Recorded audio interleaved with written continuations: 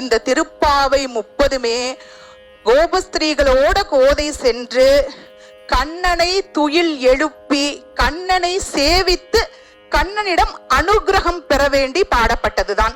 அதன் பிறகு 28, 29 சிற்றம் சிறுகாலை வந்துன்னை சேவித்தும் அதுல என்ன வரம் கேக்குறான்னா, எற்றைக்கும் ஏழேழு பிறவிக்கும் உந்தனோடு உற்றோமே ஆவோம் உமக்கே யாமாட் செய்வோம்.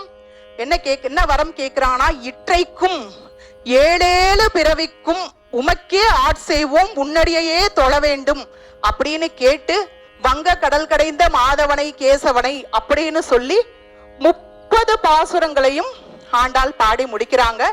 அதுக்கப்புறம் தை மாதத்துல நாச்சியார் திருமொழி அப்படின்னு சொல்லக்கூடிய 143 பாசுரங்களை ஏற்றுறாங்க. அது தையொரு திங்கள் அப்படின்னு ஆரம்பிக்கிறது.